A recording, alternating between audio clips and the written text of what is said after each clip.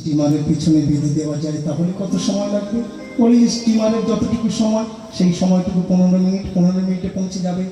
আচ্ছা, তাহলে তুই যে বলছিস না বাজার থেকে বই পাওয়া যায়, তার মধ্যে মন্ত্র আছে, সেই মন্ত্র পাঠ করলে কি সাধন পথে এগিয়ে যাওয়া যাবে না? শোন, ওই নিজের ঠেলে বয়ে যেতে সারাটা জনম লেগে যাবে। ওই যেমন ডিঙি নৌকাটার সময় লাগছে, যে নিজেই হাল বেয়ে চলেছে, কত কষ্ট হচ্ছে। আর যদি গুরুচরণ আশ্রয় করে তাহলে কোনো কষ্ট নেই। যদি নিজে সে পাঠ করে এগিয়ে যেতে চায় সারাটা জনম লেগে যাবে। যদি স্টিমার রূপী শ্রী গুরুচরণে তাকে বেঁধে দেওয়া যায় তাহলে কিন্তু এগিয়ে যাবে। রাধে রাধে, ওই 15 মিনিটে পৌঁছে যাবে। এর জন্য গুরুচরণ অবশ্যই প্রয়োজন। দেখুন, ভগবানের চরণ পন্থা আপনাকে পৌঁছে দেবে কে? শ্রী গুরুদেব। ঠাকুর মন্দিরে পূজারি বসেছে, বেশ কিছু ফুল পুষ্প পাত্রে রেখেছে, চন্দন মিশ্রিত করেছে, ফুল শোধন করছে, মন্ত্র জপ করছে। এমন সময় একটা পোকা ফোন করেছে, যেমন করেই হোক আমি ভগবানের চরণে আজকে স্থান পাই, আমাকে পেতেই হবে। পোকাটি কি করছে? নিজেই ভগবানের চরণে যাওয়ার জন্য ওই কিলবিল করে বাইতে বাইতে এগিয়ে চলেছে, ভগবানের চরণে আশ্রয় গ্রহণ করবে। এমন সময় পূজারীর চোখ পড়েছে। পূজারী কি করলেন? পোকাটাকে সরিয়ে দিলেন। পোকা চিন্তা করছে আমাকে যেতে দিল না তো, বাধা দিল। হ্যাঁ, আবার চেষ্টা করে দেখি, আবার বেয়ে চলেছে, হেঁটে চলেছে। পূজারী আবার সরিয়ে দিয়েছে। তখন পোকাটি চিন্তা করলেন, না এইভাবে হবে না, এইভাবে বারবার বাধা প্রাপ্ত হচ্ছে, এবার আমাকে অন্যভাবে চেষ্টা করতে হবে। ওই যে ফুলগুলো রেখেছিল ভগবানের চরণে দেওয়ার জন্য, পূজারীর অলক্ষ্যে কি করলেন? ধীরে ধীরে পোকাটি পেয়ে না ওই ফুলের মধ্যে আশ্রয় নিলেন। আর যেই আশ্রয় নিয়েছে পূজারী, তখন এই ফুলটি নিয়ে চন্দন মিশ্রিত করে হা কৃষ্ণ গোবিন্দ বলে ভগবানের চরণে নিবেদন করলেন। রাধে রাধে। তাহলে কি হলো? নিজে চেষ্টা করছিলেন ভগবানের চরণ আশ্রয় করবে, বারবার বাধা পাচ্ছে, যেতে দিচ্ছে না। এমন সময় শ্রী গুরুরূপী পুষ্পের আশ্রয় গ্রহণ করায় ভগবানের চরণে স্থান পেল। তেমনি ভগবানের চরণ আশ্রয় করতে গেলে আমাদের প্রথমে গুরুচরণ অবশ্যই আশ্রয় করতে হবে। আমার হৃদয়টা নির্মল করবে কে? দেখুন, যদি জমিতে আবর্জনা থাকে, আগাছায় পরিপূর্ণ হয়ে থাকে, সেই জমিতে কিন্তু ভালো পুষ্ট বীজ হয় না, ভালো ফসল ফলবে না। এর জন্য পরিষ্কার রাখতে হবে। আর পরিষ্কার রাখবে কে? শ্রী গুরুদেব। এর জন্য আমাদের বাংলার লালন ঠাকুর তিনি সুন্দরভাবে একটি গান রচনা করেছেন। মানব দেহ জমি রহিল পতি, আবাদ কেনে করিলি না, দেহ জমি রহিল পতি,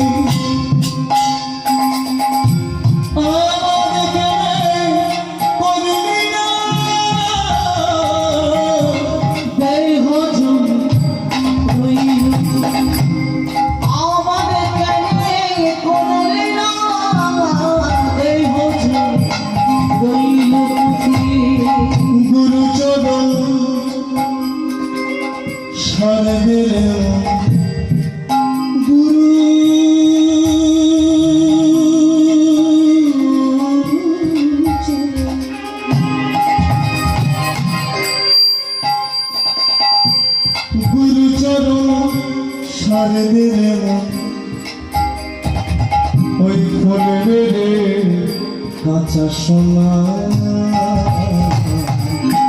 দেহ জমি রইল পতি,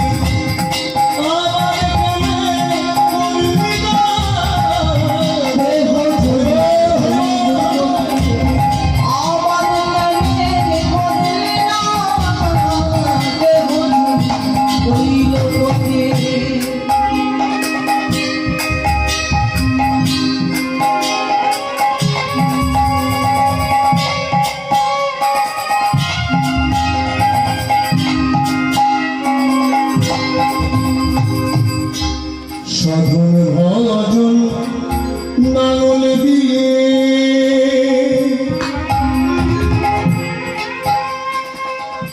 চাষ করলে মন প্রাণ দিয়ে, সাধন ভজন নাঙল দিয়ে চাষ করলে মন প্রাণ দিয়ে, গুরু নিজে এসে ছড়াবে গুরু সে বীজ ছড়াবে গুরু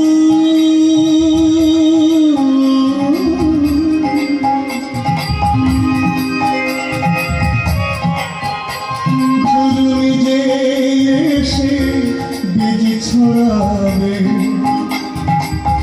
ওই ফলবে ফসল চৌগুনা দেহ জমি রইল মতি আর কেনে করিল না।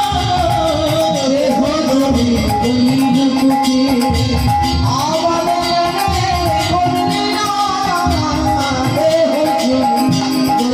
মুখে সময় থাকিতে করণে মন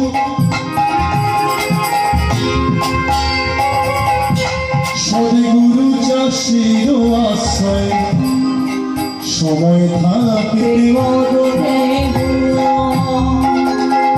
সদগুরু গুরুর কৃপা দৃষ্টি দৃষ্টি পেলে কৃপা দৃষ্টি দৃষ্টি গুরুর কৃপা দৃষ্টি দৃষ্টি পেলে তোমার ফসলে কিছু ধরবে না দেহ জমি রইল মতি আমার কেনে করিবি না। দেহ জমি রইল মতি আবার কেনে করলি না দেহ রাধে রাধে। তাই গুরু কৃপা অবশ্যই প্রয়োজন। দেহের আবর্জনা সব পরিষ্কার করে নির্মল করবি, আর সেই নির্মল হৃদয়ে যদি কেউ নাম আশ্রয় করে তখন আমার শ্রী গৌরাঙ্গের নিত্য লীলার হৃদয়ে মাঝে স্ফুরিত হয়। ঠাকুর শ্রী নরোত্তম দাস প্রেমের মূরতি হয়ে বারবার বলছে তোমরা নাম আশ্রয় করো, এমন ভাবে করো যাতে তোমাদের হৃদয়ে ভক্তি দেবীর স্ফুরণ হয়। আবার কি বলছে, গৌরাঙ্গের সঙ্গে গণে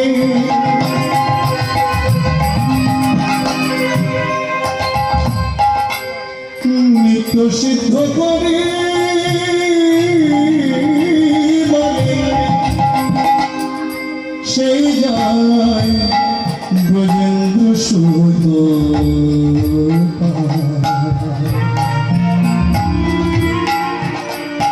কোথায় শুয়ে যায় ব্রজেন্দ্র সুত গৌর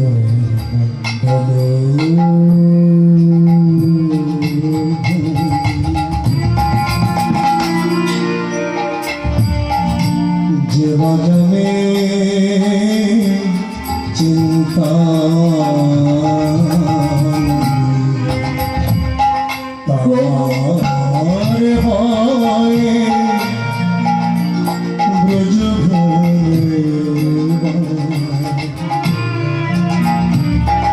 ভয় তার ভয় ব্রজ গৌরমণ্ডল ভূমি যেবা জানে চিন্তামণি তার হয়ে ব্রজভূমি বাস। বৃন্দাবন নবদ্বীপ ভেদাভেদ নয় মা, এই গৌর পদাঙ্কিত ভূমি। যদি বলেন আমাদের এই স্থান কি গৌর পদাঙ্কিত ভূমি, নিশ্চয়ই গৌরমণ্ডল ভূমি, গৌর দেশ সব আমার গৌর পদাঙ্কিত ভূমি। কেননা তার পার্শ্বদবৃন্দ যেখানে যেখানেই জন্মেছে এই সম্পূর্ণ গৌরমণ্ডলটাই আমার গৌর পদাঙ্কিত ভূমি। কেননা বৃন্দাবন ধাম হলো চিন্তামণি, ওই চিন্তামণি বৃন্দাবন ধামে বসে বসে যে যেমন মানসতা করে পূর্ণ করে। স্বর্গের চিন্তামণির কাছে যদি কেউ মানসতা করে তার বাসনা পূর্ণ করে, তেমনি চিন্ময় ধাম চিন্তামণি ধাম সে বৃন্দাবন ধাম। সেই বৃন্দাবনের রজে গড়াগড়ি দিয়েছি যেমন ভাবে মানস করে ভগবান পূর্ণ করে। আর সেই ব্রজেন্দ্র নন্দন তার পার্শ্বদবৃন্দ তার সখাসখী নিয়ে তো গৌরমণ্ডলে এসেছে, তাহলে সেই গৌরমণ্ডল ভূমি কি ব্রজধাম নয়? হরিব হরিব। তবে হ্যাঁ, আমরা তাকে দাম দিতে পারি না। দেখুন, ব্যাঙ পদ্ম পাতার উপরে বসে থাকে, সে মধুর আস্বাদন করতে পারে না। পদ্মের মধ্যে যে মধু আছে সে কিন্তু আস্বাদন করতে পারে না। কিন্তু অনেক দূর থেকে ভ্রমর এসে উড়ে উড়ে ওই পদ্মের মধ্যে বসে মধু পান করে চলে যায়। আর ব্যাঙ লক্ষ্য থাকে কোথায়? এই পোকামাকড় পদ্ম পাতার উপরে বসে অথবা পদ্মের পাপড়িতে বসে পোকামাকড়ের দিকে চেয়ে থেকে মধুর স্বাদ পায় না। তেমনি আমরা বাঙালি জাত সনাতন ধর্ম অবলম্বী আমরা হয়ে আমরা গৌর পদাঙ্কিত ভূমিকে আমরা সম্মান দিতে পারি না, অনুভব করতে পারি না। দেখুন, গঙ্গার দূরে যারা থাকে গঙ্গার মাহাত্ম্য জানে, আর গঙ্গার কাছে যারা বাস করছে গঙ্গার বুকে প্রস্তাব করছে, জল খরচ করছে, গঙ্গার জল এনে জামা কাপড় কাচ্ছে, তারা মাহাত্ম্য জানে না, গঙ্গার দাম দিতে পারছে না, সম্মান দিতে পারছে না। তেমনি একবার চেয়ে দেখুন বিদেশি সম্প্রদায় America, France, Mexico, Brazil, German দলে দলে ছুটে আসছে বাংলার মাটিতে। এখন তো দোল উৎসব, শ্রীরাম নবদ্বীপে তারা সবাই এসেছে। তারা আমাদের এই গৌরকে নিয়ে কিভাবে ভজন করে চলেছে, আর আমরা বাঙালি হয়ে তার দিকে পিছন করে আছি। বড় লজ্জার কথা। রাধে রাধে। তাই গৌরমণ্ডল ভূমি যে বা জানে চিন্তামণি, তার হয় ব্রজভূমে বাস। এই অনুভব যার আছে সে ব্রজে বাস করে। আমার ঠাকুর শ্রী নরোত্তম দাস বলছে, আমি গৃহে থাকি,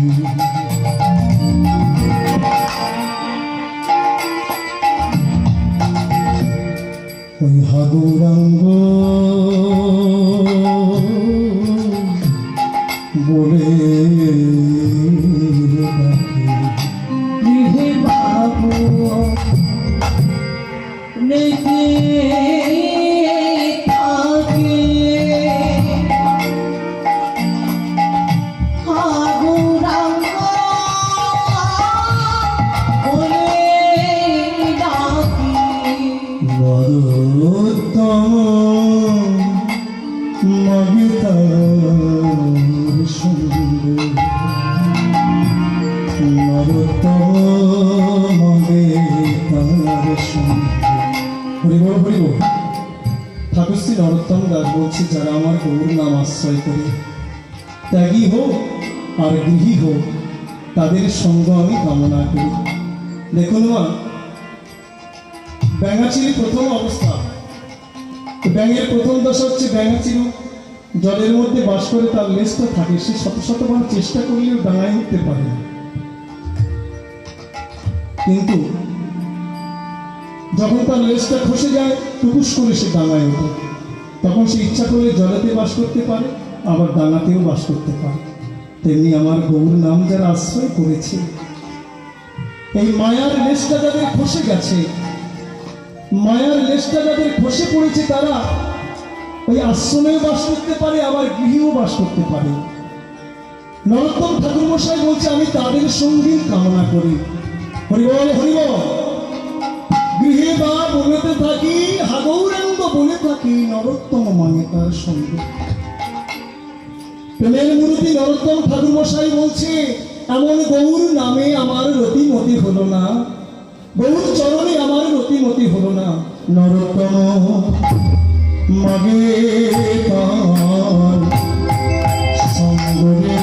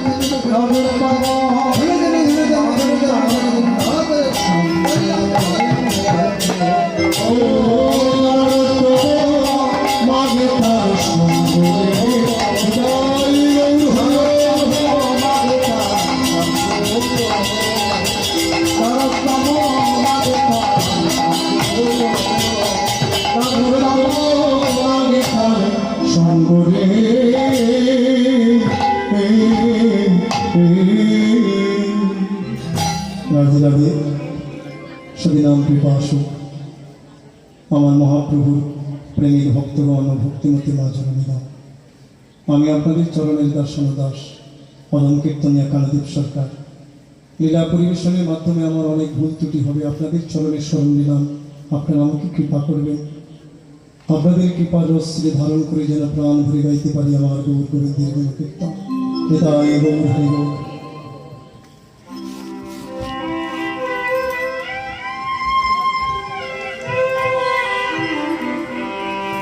আজকে আমরা বিষয় সাধন করবো বৈষ্ণবের কথা। সে বৈষ্ণব হলো স্বর্গস্বামীর মুকুটমণি সনাতন গোস্বামী পাদ। সনাতন গোস্বামীর ভজনের কথা আমরা আস্বাদন করব।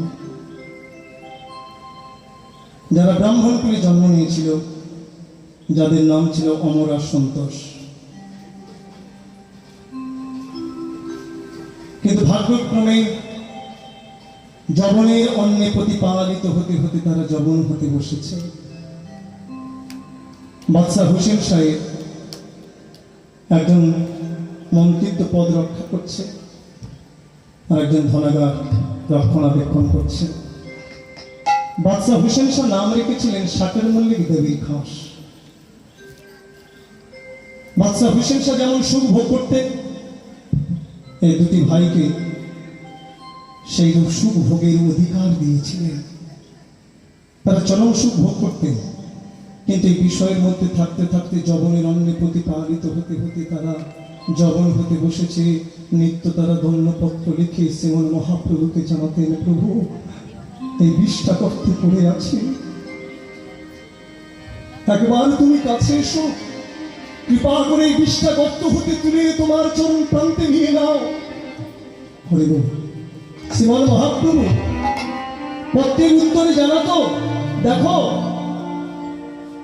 যেমন গৃহের গৃহবধূ নিজের স্বামীকে উপেক্ষা করে পরপতিকে গোপনে গোপনে সে ভজন করে, গৃহের সকল কর্ম বজায় রাখে যাতে কেউ বুঝতে না পারে, কিন্তু মনটা পড়ে থাকে পরপতির দিকে।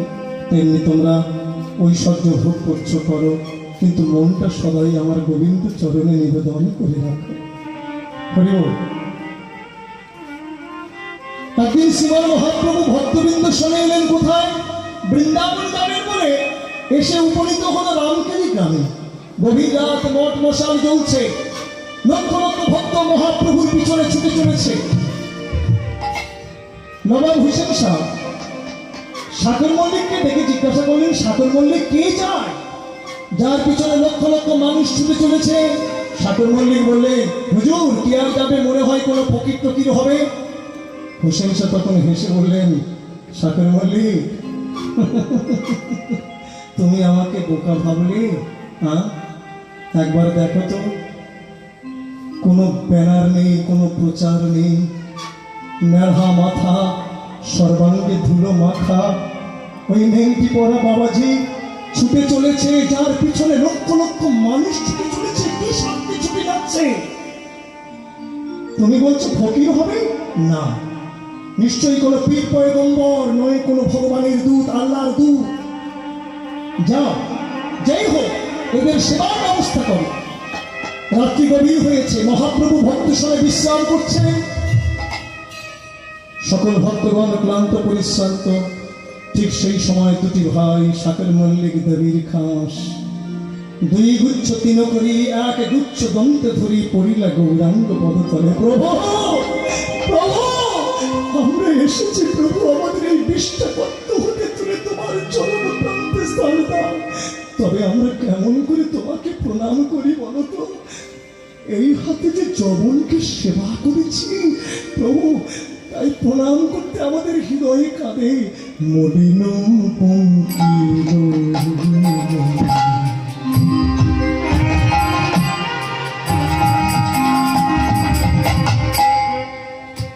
কেমনে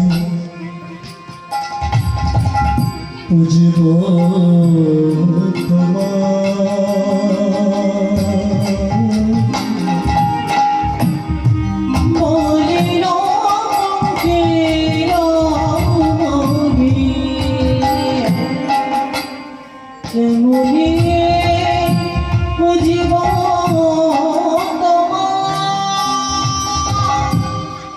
পারে কি তৃণপোষিতে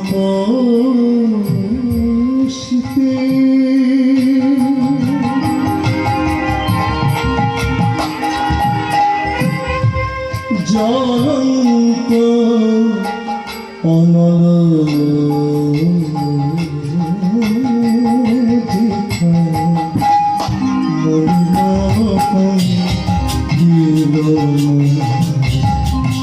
কেমনে বুঝিব মনে রাগে রাগে কেমনে বুঝিব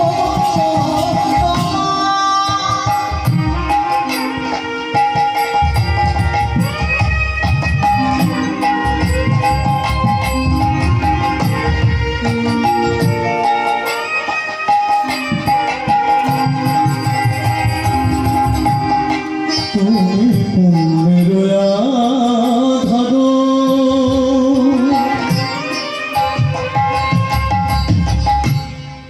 জ্বলন্ত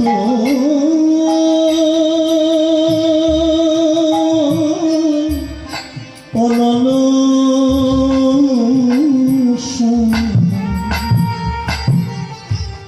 আমি পাপি তৃণ সম আমি পাপি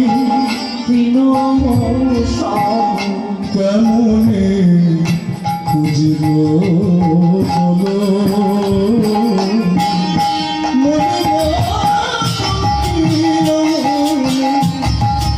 কেমনে খুঁজিব তোমার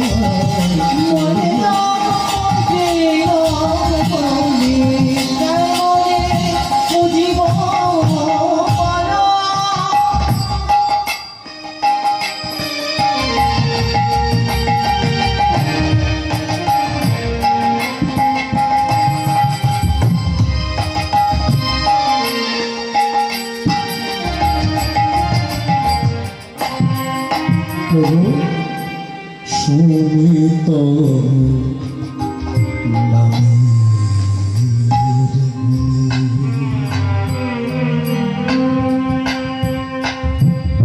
তরে মহান পাপি জনে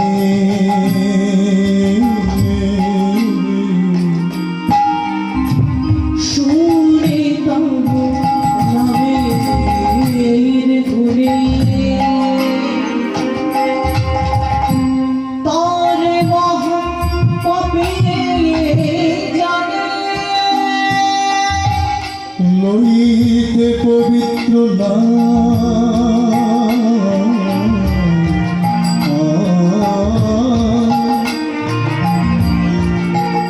লইতে পবিত্র নাম পাপে হৃদয় অভ্যস্ত পাপের সেবায় জীবন কাটিয়া যায় বল করি কেসে ধরি বল করি কেসে ধরি দাও হে পবিত্র পথ আশ্রয়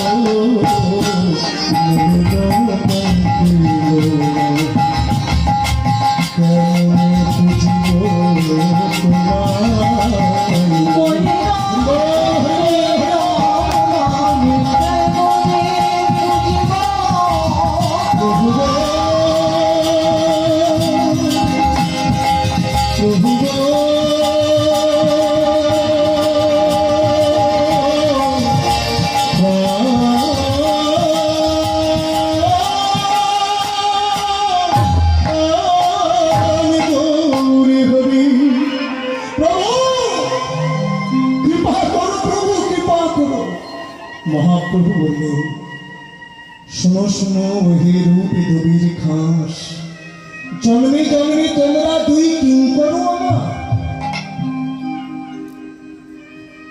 আজ হইতে তোহার নাম রূপী সনাতন, দণ্ড ছাড়ো তোমাদের দণ্ডে ফাটে মোর মন।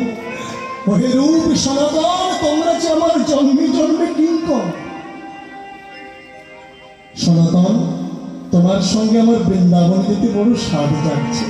আমি তো বৃন্দাবনের পথে চলেছি, তুমি যাবে আমার সঙ্গে বৃন্দাবন? সনাতন তখন বললেন, প্রভু এত ভক্ত নিয়ে বৃন্দাবন? না না প্রভু, বহু ভক্তের সঙ্গে না যাইও বৃন্দাবন। কেননা সেই নির্জন বন যেখানে রাধা গোবিন্দ কত প্রেমের লীলা করেছে, সেই চিন্ময় ভূমিতে বসে প্রেমের লীলা ভোগ করতে গেলে একাকী যেতে হয়।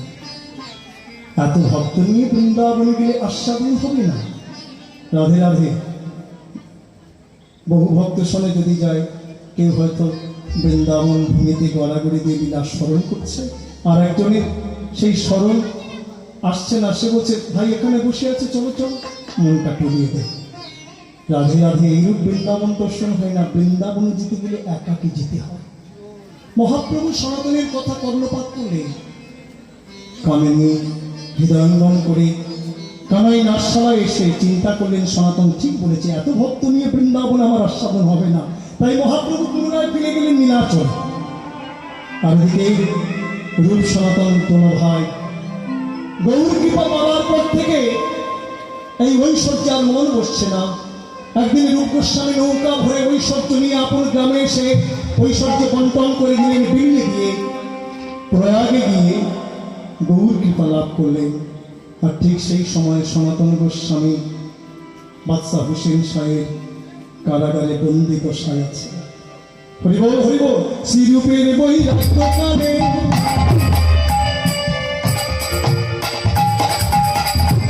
ওই সনাতন মন্দির সবে